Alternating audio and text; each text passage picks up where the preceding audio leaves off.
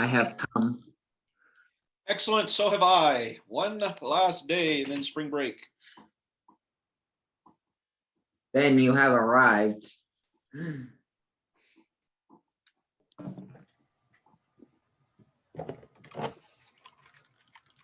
McKinley, your brother had a problem with a geometry question last night, and I asked him to ask you to tell him how to do it. Did he do that? No.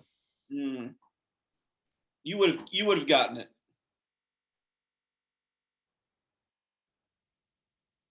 Hello.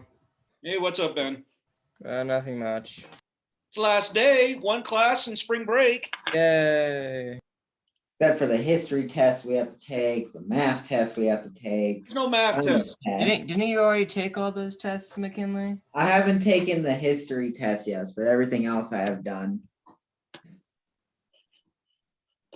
Okay, that makes sense. This is my last thing of the day, and I'm done.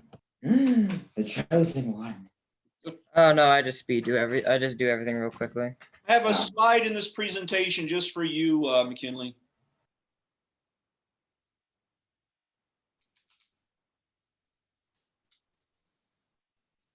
You guys ready to get going? Yes. Sure. All right. Not that I'm speeding through this just so that we can go on spring break, but we'll go at a nice, comfortable pace here. Any questions on the homework? No. All right. We're going to jump right into it then. Here's your homework. So it's one homework assignment. I'm not going to lie. They will take you some time to do. Wait, I have a question in the homework. Sorry. Okay. Number 20. Let's take a look at number 20. I literally just closed my book. All right, number 20. All right, let's see. Did I do this one? I think I did this one in, no, we did 21. So it's going to be a trig problem. So you got a trapezoid. You're told that this angle right here is 38 degrees. And we're told it's a right trapezoid. This one is 6, this one is 8. So let's see, what do we need for a trapezoid? Area of a trapezoid is equal to 1/2 times the height times base 1 plus base 2. So we know the height, which is 6. We know base 1, which we'll call 8. So what we don't know is base 2. We don't know base 2. So let's see if we can figure out base 2. If we drop an altitude straight down like this, well, then that would be 8. And so what we really need to do is find this piece right here. That piece right here. But we do know this is 6, right, Ben?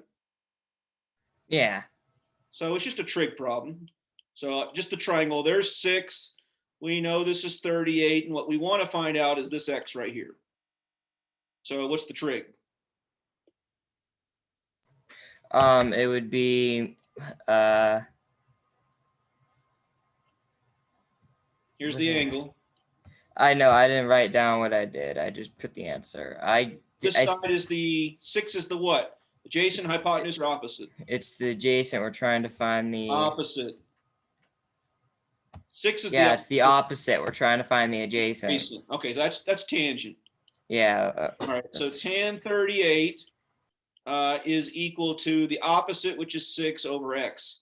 And if you remember how we did this, we multiplied both sides by x. The x's cancel, and then we divide by tan 38. So x is equal to 6 divided by tan 38. So once you do that, then whatever that answer is, add that to 8, and then plug that in for B2, and then do that calculation. Does that make sense? Because this would be your x right here. Yeah. Okay. The book says the answer is 71. That's what I got too. All right, well, then you did it right. All right, here we go. Homework.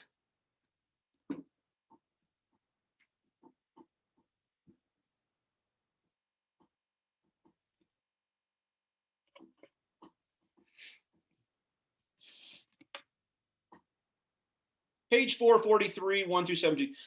These are all, I mean, the understanding of what to do is not that bad, but the doing it, it's bad. All right, areas of regular polygons. There's only one formula today. It's really easy, the formula, but to actually do the work, they're just not going to make it really easy for you. The formula is super duper easy, but they're just not going to make it easy to you. So if there's one class that you might want to watch the video of, I got training right after this at the school. I got to go to school right after this. So I won't be posting the video of this class until, I don't know, probably after 4, sometime between 4 and 6 tonight. So if you're looking to knock out your homework, then if you need to rewatch the video, then you got to wait. All right, think about this. Polygons, remember those are closed plane figures constructed of segments that have been joined at their endpoints. You take 3 segments, you join them at their endpoints, you make a triangle. Regular polygons, we've seen that word before. Regular polygons are polygons where all of the angles are equal to each other and all the sides are equal to each other. Here's an example: equilateral triangle with side lengths of 10. It's equilateral and equal angular, all the angles are 60, and it's equilateral, all the sides are 10. So this is the definition of a regular polygon. And it's not just triangles, it could be squares. A square is a regular polygon. Angles are 90, the sides are, well, whatever they are. Well, it turns out that any regular polygon can be inscribed in a circle. Notice all of those regular, the equilateral triangle, the square, the regular pentagon, hexagon, septagon, and octagon can all be inscribed in a circle. If you have an irregular polygon, here's an irregular pentagon. Notice I have 2 of the vertices that don't touch the circle. And that's true for any irregular polygon, with the noted exceptions of the, I'm trying to clear this picture here, it's not clearing, with the noted exception of the square or the rectangle and any triangle. Any triangle can be inscribed in a circle, and same thing with any rectangle, but those are the 2 exceptions. All other irregular shapes cannot be inscribed in a circle. All right, so what is that good for? Well, that's kind of what this class is about. It turns out it's good for a lot, but we got to do a couple vocabulary words first. All right, so here we go. The first one, first vocabulary word. It's called center of a regular polygon. Imagine a regular polygon, a square, equilateral triangle, and imagine the center of it. And it turns out that the center of that polygon is also the center of the circumscribed, or the circumscribed circle. So you put the circle around that regular polygon, the center of the circle turns up to be also the center of the polygon. So that's our first definition.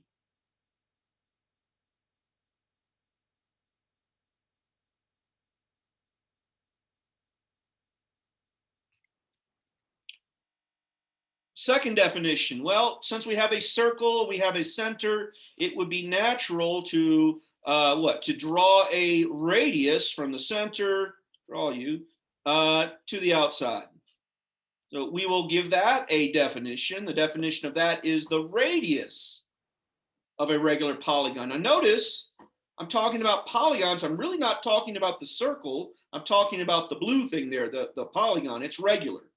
So the radius of a regular polygon is, okay, you go from the center of the polygon to any one of its vertices, any one of them, right? And you have the radius of not only the polygon, but you have the radius of the circumscribed circle.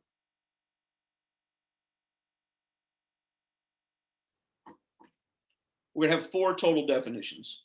Here's 2 of them. So center of a regular polygon is also the center of the circumscribed circle.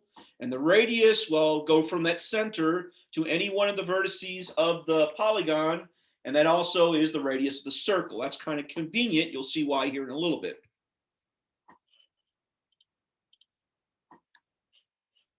We okay on those 2 definitions? Yes. Yes. All right. Next one. So let's see. Let me draw a circumscribed pentagon, and let me draw 2 radii. If you draw 2 radii, you've made a central angle. And we're going to call that central angle the central angle of the regular polygon. So in other words, I'm talking about this angle right there.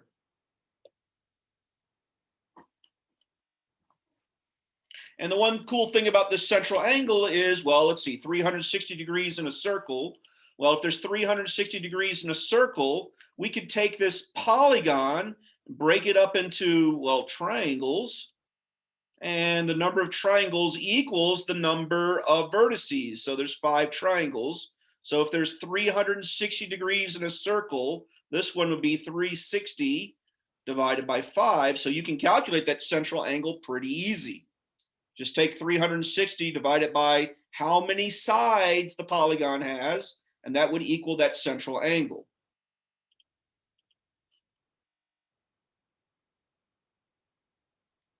And then we come to the new one that you've never heard of before. Okay, I'm going to do now is I'm going to go from the center of the polygon to not the vertice. I'm going to go to a side.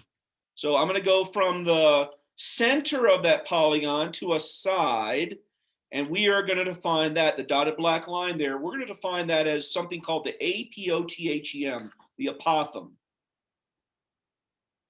So the apothem of a regular polygon goes from the center of the polygon to a side. And I didn't put a little right angle measurement, I probably should. The apothem is a perpendicular distance. Central angle, we find the central angle by taking 360 divided by the total number S sides of the regular polygon. And the apothem goes from the center perpendicularly to any one of the sides. I mean, there's an apothem there. Let's see, there's apothem here. There's apothem here. There's apothem here. And that's different from the radii. The radii are in red. The apothem are in black.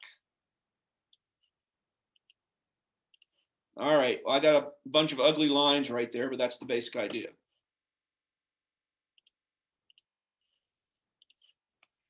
Okay, we okay on those 2 definitions? Yeah. McKinley? Yes. Okay. Now, this is really important. In fact, it's so important, I'm going to show you 3 different pictures of the same thing. So here's a circle. Inscribed in that circle is a hexagon in green. It's regular. The center is marked A. In blue are the radii, or 2 of the radii. And in red, there is the apothem. Okay. If we think of just the hexagon itself, right? Well, the side length would be any one of the sides. The central angle, remember, would be the angle between any 2 of these purple radii. And once again, the apothem goes from the center to any one of the sides. Well, I said 3 picture. Here's your 3rd one. So here's a pentagon. It's regular. The apothem goes from the center to the middle, perpendicular. The radii goes from the center to a vertice. And any one of the sides has a side length. We're going to use all 3 of these, the radius, the apothem, and the side length, to do a calculation. All right. This is called a proof plan. It's where you, well, I got to do a proof. I don't want to do a 2-column proof. I just want to kind of think it through. So I write some thoughts down on a paper. Well, it turns out this plan is also a viable proof. I'm choosing to show you a different way of writing a proof. So think about this. Take any regular polygon, for example, an octagon. I'll make it regular. That means all the sides are the same and all the angles are the same. And consider one triangle, just one of them that makes up that regular polygon, for instance, this one. I'm going to label the individual pieces parts. Well, one of the sides would be called S. The apothem goes from the center perpendicular to the side, A for apothem. And then I'm going to calculate the area of this one black triangle right here. Well, 1/2 base times height, right? Well, the base is S and the height is A, so I have 1/2 SA. S is the side length. Okay. If I wanted to calculate the entire polygon, well, then I would just take this one triangle and multiply it by how many triangles they have. And we just said before, the number of triangles would equal the number of sides. So this one, because it's an octagon, has 8 sides. Instead of writing 8 times S, if I talk about just in more general, any regular polygon, I could let the letter N represent how many sides there were. S represents the distance of the side. N represents how many sides there are. Oops. N represents how many sides they are. Okay. So that N right there is how many sides. Now I'm just going to do a little bit of algebra, just move some letters around. I just want to have the half out front and then NSA. And you'll see why here in a second. So if we think about any polygon itself, we could calculate the perimeter. The perimeter would be take any one of the sides, S, and multiply it by how many sides there are. That would be P for perimeter. That would be P is equal to N times S. N is the number of sides. S is the distance of one of those sides. So anywhere that I see NS, I can instead write the letter P. So I see an NS right here. I'm going to write the letter P. And that, ladies and gentlemen, is the formula for any regular polygon. This is the formula for a triangle. This is the formula for a square. This is the formula for a pentagon, hexagon, octagon, septagon, nonagon, decagon, every one of them. We get one formula for all shapes as long as the shape is regular. That's the one caveat. We get one formula for all shapes. One formula for all shapes. We better write that one down. This is 11.6, and it says if you have a regular polygon, anything, triangle, square, regular pentagon, regular hexagon, so forth and so on, it's 1/2 times the perimeter times the apothem.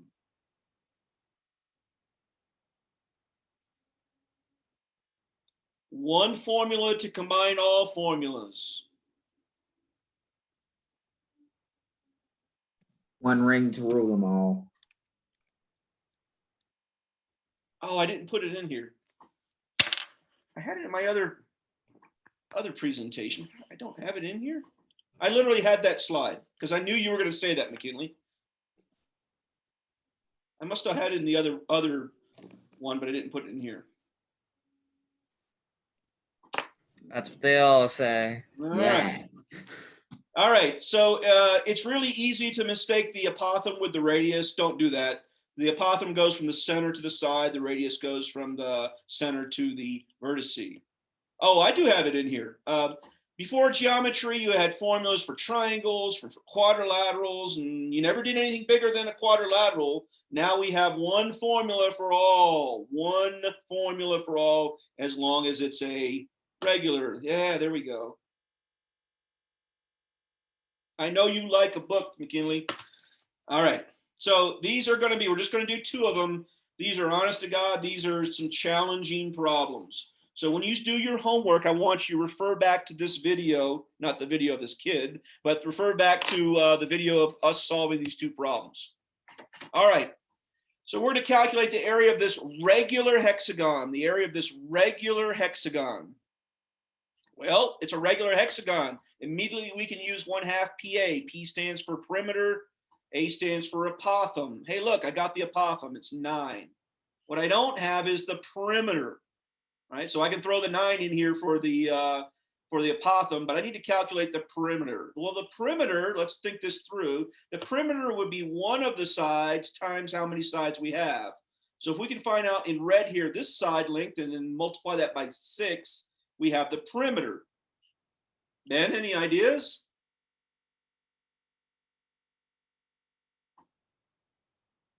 Oh, sorry, my mic didn't work. So I guess what we could do is, well, we could divide 9 by 1/2, so we get A equals 4.5 times P. So that kind of just puts off the fact that we got to find the perimeter, right? So how are we going to find the perimeter? Make a triangle. You got it, McKinley. Let's make a triangle. All right, so let's make a triangle. Now I just made a triangle. Now here comes that one word that we haven't used, central angle. Remember the central angle, right, comes from this angle right here. So this angle right here is the central angle. Now how do we find that? Well, we know that there are a certain number of triangles that make up this shape. How many triangles make up this shape? If the red is one triangle, how many triangles make up this shape? 5. Nope, it's got 6 sides, so there's it would be 12. Well, yeah, if you consider each one. I'm considering the whole Oh, then thing. 6. Yeah, there's 6. Yes. So then all we do to find that one angle is do 360 divided by 6. So if it's a pentagon, we're going to divide by 5. If it's an octagon, we're going to divide by 8. So to find the central angle is right here. All we do is do 360 divided by 6, which is what? Oh, 60. Which is 60. And now, since we broke up our triangle into two pieces now because of the apothem, then one of those pieces would be how big? 60. Well, that's the whole thing. So Oh, the whole thing. So it'd be 130. 30. there you go. So now we realize that we have a special right triangle. So if I could figure out what this piece is right here, this x, then I could just double it to get the whole darn thing. That would just be 9, wouldn't it? Well, let's see. It's a special right triangle. It's a 30, 60, 90, right? Yeah. And we know that for a 30, 60, 90, that the long leg is equal to x root 3 or root 3 times x, either one. So let's see what that turns into. If we know that 9 is equal to 3 root x, let's divide both sides by the square root of 3 to get x all by itself. We've got a problem, remember. We can't have square root of 3 in the denominator, so it's 9 root 3. No, wait, it's just 9. Oh, let's multiply top and bottom by root 3. Okay. Root 3 times root 3 is just 3. Oh, So we okay. get 9 root 3 over 3, which is 3 root 3. there you go. So we just found out that x right there, I'll erase it. That x right there is 3 root 3. Therefore, the whole thing, if that's 3 root 3, the other thing is 3 root 3. So the whole side, in other words, from here to here is how big? It would be 27. What? Just kidding, 81. It would be add the two together. Oh, you add the two together. My bad. Yeah, nope, multiply. 6 So root that would be how much? 6 root 3 That'd be 6 root 3, but there are 6 sides. times 6. Right? 6 times 6 is, 12. No, like 36.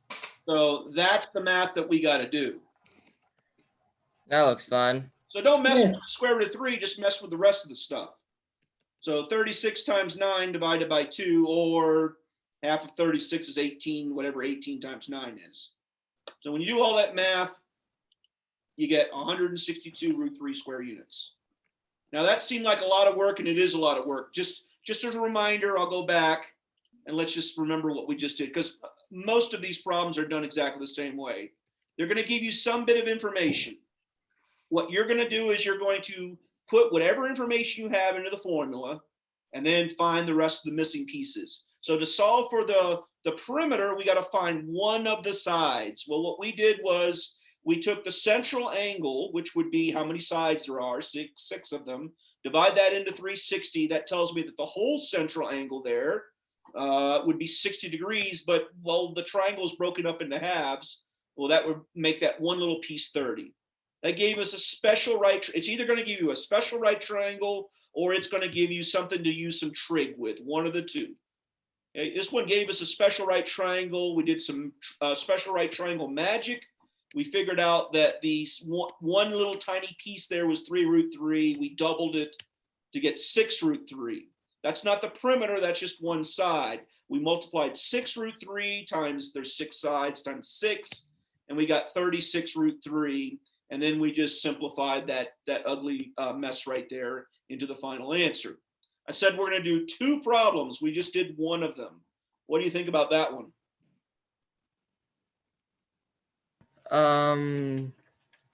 Easy. Once you understand what's going on, it is easy. Sometimes when it's just you there and someone's not talking you through there, you might need some help. Like I said, I would replay the video. You're either going to get a special right triangle when you do the central angle, or you're going to get, like you're going to get 40 degrees, and then you'll have to use some trig. All right. So one more time. Oh man, how many sides does this sucker have? 1, 2, 3, 4, 5, 6, 7, 8, 9. This is a nonagon. So we got a nonagon here. We're going to calculate the area. The steps don't change. You write the formula. Is this 10 the apothem or is it the radius? It's the radius. It's the radius. That didn't help us anything, right? Remember, I need the perimeter. That would be the side times 9. And I need the apothem. So I don't know, I'll call the apothem A here. So I shall call the apothem right here A for apothem. This is right here. I need to calculate that whole thing. So in order to do that, what we'll do is we'll calculate this side right here. We'll call that side X and then double it to get the whole thing. All right. To do that, we first have to find out how big this angle is right here. I'll call it theta. Well, remember, that's part of the entire 360 degrees. It's got 9 sides. So 360 divided by 9 is, somebody, 360 divided by 9? 60 divided by 9 is, no, it's not 30. 40. Yeah, 40. But I was remember, close. our triangle is only going to use half of it. Why? Because the apothem splits it in half. So for our triangle, it's 20 degrees. Does that make sense? Because that's actually the hardest part of the whole process. 20 degrees. That makes sense. Okay. So do we have a special right triangle? Yes or no? No, so we have- I don't think we So do. if we don't, then this one's going to involve trig. All right. We got to find out what X is and what A is. Which one do you want to do first, X or A? A. I chose X, sorry. So let's do X first. Thank you, Ben. So Ben, we have the what? We have, well, if I label that as a right angle, we have the hypotenuse and we have X. The relationship between 20 and X is that X is what? The adjacent or the opposite? The relationship to the 20. It's the opposite. The opposite. So I have opposite and hypotenuse. Which trig function is opposite and hypotenuse? SOHCAHTOA. The correct answer. Which is? Isn't it? So if you need to write this on your paper, write this somewhere on your paper. So. Oh, I'm doing the homework. I'm not really paying attention. Sorry. TOA. SOHCAHTOA. McKinley, is it sine, cosine, or tangent? Sine. It is sine. Yeah. All right. So we do sine 20 equals x over 10. Once again, McKinley, his calculator was in radians somehow. It can happen. Make sure Keep it in radian all the time. All right. So we multiply both sides by 10 and we get 10 sine 20. Anybody have your calculator handy? 3.420. So maybe about 3.4. Yeah. All right. So we just found out that x, I'll erase x here, is 3.4. So how long is the side? Oh, that's 6.8. It's 6.8. So 6.8 is the side. How many sides do we have? 10. No, it was nonagon or nonagon. Ninagon. What's a ninagon? So multiply that by 9, and that'll give us our perimeter. 61.2. Okay. So now we got to find the apothem. The apothem is labeled here A. So which trig function for A? We got the hypotenuse, and we're trying to find A. Cosine? It is cosine. All right. So cosine. So we're going to do cosine 20 equals A over 10. Once again, multiply both sides by 10. So it's 10 cosine 20. It's equals 9.39 or 9.4. Okay. 4. That's my apothem. So that's what A is. Go ahead, McKinley. Give me an answer.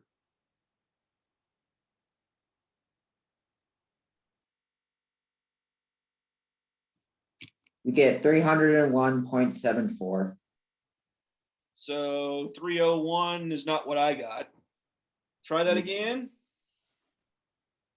Let's see, Look so at your screen when you're doing. Oh, I put 61 instead of 64. Instead of 6, I put 64 instead of 61. I got 287.6. Is that where you're getting now? Yeah, I'm getting that. Okay.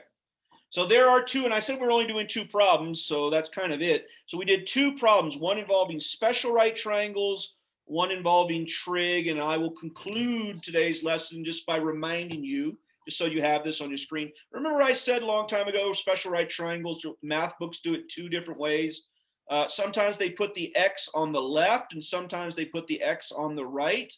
Notice for 2x, right, it kind of makes sense that the X would go on the right. I'll just say more math books write it like this. I hate this. And the reason why is like, for the person that's not paying attention, they think the X is on the inside.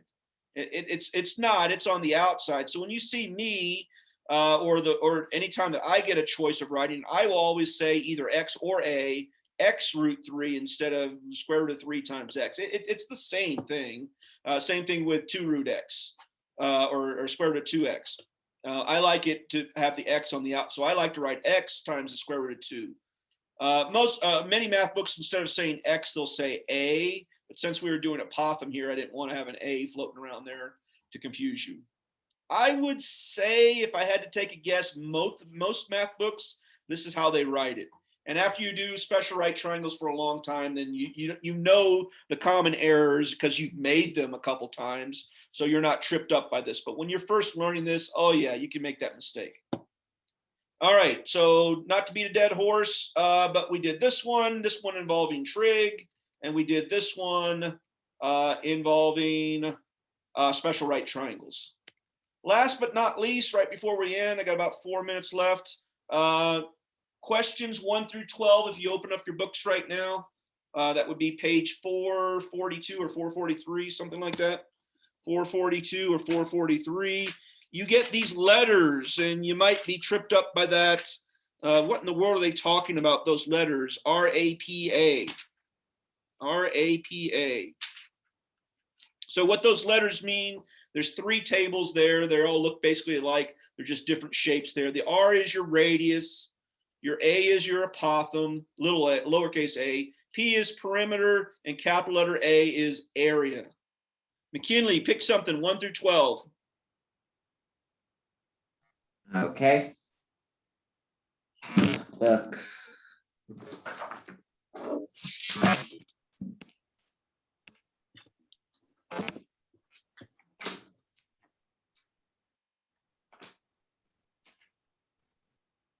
Okay, let's do number 11. Let's do number 11. So let's see, the shape is a hexagon. They're all regular. So we got a regular hexagon. We're told on number 11 that we have A, so the apothem. So the apothem goes from the center to a side. They were told that that is 6, and we got nothing else. So we got to find the radius, we got to find the perimeter, we got to find the area. All right, so, well, the area we know is equal to 1/2 PA. We already know what A is 6, so we need to find the perimeter. So to do that, remember, we're just simply going to make a triangle. We're going to calculate the central angle first. So the central angle, remember, we go all the way around. How many triangles make up a hexagon? 6. So that gives me one of those triangles. The central angle would be 60, but we need half of that, so 30. So I'll draw the triangle right here. So we know that right here, that's 30 degrees, and this side is 6. Hey, special right triangle. 30, I don't know why I wrote another 3. 30, 60, 90, triangle. We know that this side right here, the side that is opposite 60 degrees, the side opposite of 30 is our X. The radius is going to be on this side, so R is going to be equal to 2X, and X root 3 is equal to 6. So I'm going to write that. So X root 3 is equal to 6. So this is basically the one that we just did before. So we're going to, step number 1, divide both sides by the square root of 3. Those cancel. We need to multiply top and bottom by root 3. So we get 6 root 3, square root of 3 times square root of 3, square root of 9, which is 3. So I'm getting 2 root 3, 2 root 3. And that was what X was. Remember, X is way down here, right? It's only half. So if we double that, that would give us the entire length right here. That would be what? If we double that, would be 4 root 2. Yes. So that's one side. Now to do the perimeter, we just multiply that times 6. So we get 24 root 2. I know I did that fast, but that's the perimeter. So the perimeter, I got to go back to red, is 24 root 2. So area, oh, okay, we can write, I'll do it in blue here. So P for perimeter would be 24 root 2. The apothem we already knew was 6. The radius, which we didn't calculate, I guess we could do that now. Double x, x was 2 root 2. So the radius would be 4 root 2. And lastly, do the calculation for area. I'm supposed to do that in red, which would be a half times the perimeter. We found the perimeter to be 24 root 2 times the apothem, and the apothem is 6. That's a whole lot of mess there to multiply.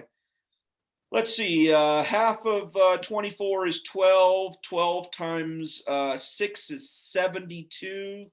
So I'm getting 72 root 2 square units squared. Let me check the book. That was number 11. How did my root 3 turn into a root 2? Why didn't one of you guys stop me?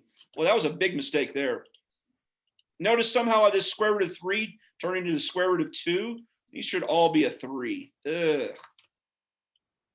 I was thinking I'm doing a 45, 45, 90. So just change this to the square root of 3. There we go. That's better. So 72 root 3 is the area. I also have to change this one up here because it's not root 2, it's root 3. I hate making mistakes. I hate making mistakes. There we go. Now everything's good. So the area is 72 root 3, the radius was 4 root 3, the apothem was 6, and the perimeter is 24 root 3. Questions? No. Okay. I shall let you guys fumble through this. We will do a review when we get back off of spring break. We'll review this as well as all the other stuff that we've done so far in the chapter. If you run into any problems, don't hesitate. As I said, I got to run to training here in about 5 minutes. So I won't be able to post this video until I get back in about an hour after that. So say by 6 p.m. I'll have the video posted. And then if you're doing your homework and you're running into any problems, just go ahead and send me a chat or an email, and I'll give you some words of wisdom in order to get through it. Okay. You guys doing anything fun for spring break? No. No. I'm going to Kansas. Oh, nice. What part? I'm the eastern side. No, that's where all the big cities are at. Yeah, we're heading to Kansas City, Kansas / Missouri. Eat some good barbecue. They got some good barbecue. All right, I will. All right. Not sure. You guys have a wonderful spring break. And Ben, you coming back live on that Monday? Yes. Excellent. I'll see you guys on that following Monday. Goodbye. Okay. Have a nice day. Yeah.